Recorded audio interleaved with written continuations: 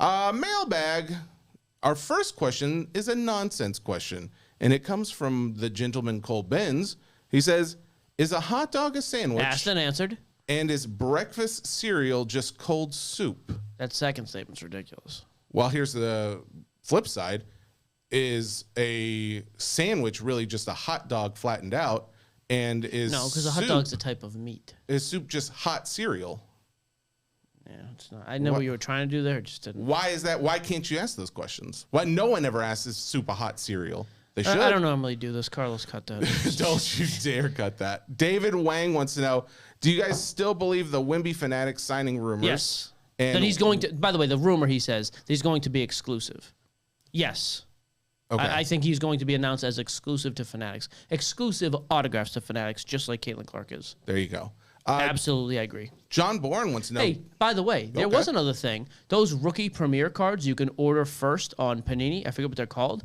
You can order right now. It now doesn't have a picture on the actual card, but if you go to Panini, I think it's the instant rookie thing. Oh, okay. Bryce Young has autographed cards available, as does CJ Stroud. Autographed cards. They're not autographed. It just says player auto, like it says it on the card where it will be, but you can go on there and order them right now.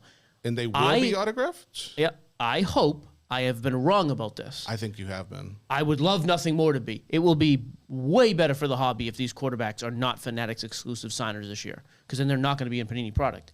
I hope I'm wrong. I wonder. Because what's interesting, too, is Brian Gray from Leaf just put out a thing the other day apologizing to like Leaf customers, hey, we still cannot get Bryce Young autograph stuff back. We're offering replacements. That makes me think, well, if is that because he can't sign for somebody else? Maybe not. I don't know. But then this came out, and I saw it on the Panini website, and I was like, man, maybe they are going to be. Nothing would make me happier than to be wrong about that, by the way. I think the only thing that gave me hope was the fact that we haven't seen it in a football player before now. And I think we would have. So it just makes me think that there's something in that PA contract that says they couldn't. Hope so. John Bourne wants to know, given your long-running partnership with SGC, what recommendations would you give them as a company to improve? He says, my vote would be for them to shrink their slab so that it's more in line with the size of other major grading companies so it would fit better in boxes. I could go for that, actually. I wish the label was cleaner. I don't love the label. I think the size of the slab is my biggest bugaboo. And it's not even that big, but if I had to say one. By the way, just a couple back on that. Panini Chronicles Draft Picks Football also has a picture of a Bryce Young, and this one actually is autographed on a sticker on the card. I'm telling you.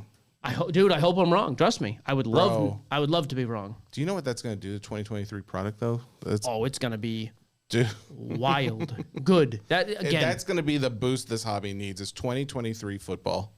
Johnny F, who is Mike's donkey of the week? That's his first question. So this story I've seen around too. The Lucy Ball. I love Lucy. Lucille Ball. Yeah. That one-of-one cut autograph was pulled out of a retail pack. Yep. Actually, the guy was in the Facebook group. A guy named Travis. Him and his kids pulled the pack. Yeah. New guy to the hobby. A bunch of guys made content around it too. A lot of people too, just like coming out like accusing this guy of pack searching us, all the nonsense. I don't know anybody who pulls a good. I don't know him from Adam. He literally said though in this post, he's like, "Yeah, this pack was extra thick, and we could kind of see through that there was an autograph." I thought it was awesome. Well, he even showed a picture that you could see through. He's like, "So yeah, we grabbed that pack, and me and my kids went home and pulled it." Which I have no problem with, by the way. If you're a noob guy and that's what you see, whatever. He is not your donkey of the week. No, the people taking shots at him and his family, and even the content guys making a big deal around this thing, because it turns out it's probably a secretarial autograph. Well, that is a big deal, and that I thought would be your donkey of the week, would be the person who listed this as a Lucille Ball signature. Well, not the person. It's not. That's what I mean. Yeah, Topps Fanatics. It's a bad look because, quite frankly, the secretarial autograph would sell for a bunch anyways.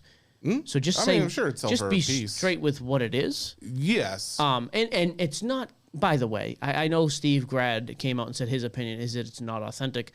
Okay, I'd like to know conclusively, is it or is it not her autograph, her actual autograph? But based the guys, on some pictures I've seen, I'm pretty sure like they're. I'm pretty sure he's right. The guys who came after her, I just don't understand. Like, there's just this need, just a bunch of whiny losers in this hobby at time. A collective donkey of the week is just a whiny. This was the same post that Aquatic guy came after me on. Yeah. Some idiot selling fish. Go have fun selling your cichlids. Shove your head in the bowl for 9 minutes, then we'll talk. How do you know what a cichlid is? I used to go to fish auctions when I was a kid. You are so weird. In Talk Maine. about birds now, too. My mother... Mike knows a lot about birds and fish. What a weird guy. The fish for me were always in brackish water, of course. What? What does that mean? A little bit of salt, a little bit of fresh. Shut up. I have 2 competing hawks' nests in the backyard. You know about We this. know about the hawks. We've talked about that. That's what's driving the mice in the house. Wow. That's the animal donkey of the week, the hawk. So the donkey of the week, the guys who get... Wouldn't the donkey be the animal donkey of the week? What's plural of donkey? Donkey? Donkey. Donkey. Yep. Latin. The donkey of the week are collectively the guys who just see similar... And it's content creators, but it's also just guys all over social. They get bits and pieces of a story. It happened with the Fanatics thing we started the show about. Let's find a little bit and a little piece and make something that's awesome and super clickable and noteworthy and like has this good. And there's just no actual substance. And I just, it's never going to change. People are still more entertained by stupidity and like half facts and half truths than they're ever going to be about the real story, because a lot of times real stuff is not nearly as exciting. Those people are my donkey of the week. I think it's going to be a thing that we have to live with until there's more news in the hobby or something picks up. But we're going to have to live with it no matter what. It's always going to happen because a lot of guys don't have sources either. Like, here's the other thing is people go on and bash all these companies all the time, mostly conspiratorial nonsense. Well, I mean, I tried to talk to them. Nobody wants to come on my show. Huh.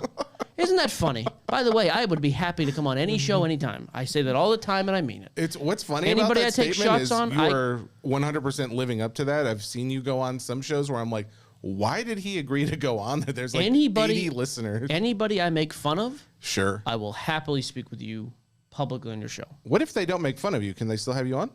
Oh, if they just want to have like a nice... No, I don't care for that as much. Sure, I'll- of course. I try to support as many content creators as I can in the hobby. Because I actually think as a whole it's a good thing to do.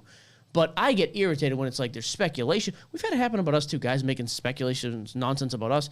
I'm like, dude, we are the most accessible people in the world.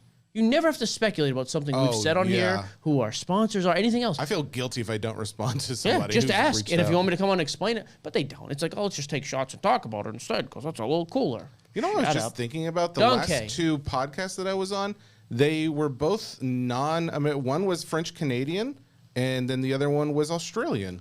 I don't think Americans like me. Well, I don't My care for Grammy that. Giuseppe was French-Canadian. No. Pauline. Really? Yeah. Wow. Died in 1993. Shut up. Wish I was there to capture that moment. Do you know what the most expensive selling card from 1993 was in this last week, in the last month? Why do you know what that is? Because I was working on a segment earlier in the day of what cards in from the the year 90s. 1993, or what card from that year? From 1993. Jeter. In the last, since June 1. A Jeter SP. I apologize. It was originally June. It was the last 3 months. So since March 1st, I'm going to say, update that. What sport? I didn't say sport. I said card. Oh, I don't care then. Some flying Here's the lizard. thing. Does fire come out of its mouth? It is a Magic the Gathering card. It's that Black Lotus card. Sold for $540,000. I initially did start doing this based only on sports, but then I started seeing there's all these other ones I wanted to include. I've checked out of that segment now. 97 was the highest selling sports card over any point in the 90s. A card that was produced in 1997. Produced in the 90s. Yeah, 97. It's got to be a PMG. It is a PMG. Jordan? Yes. Yeah. Green? Red. What are those number 2? 50? 100.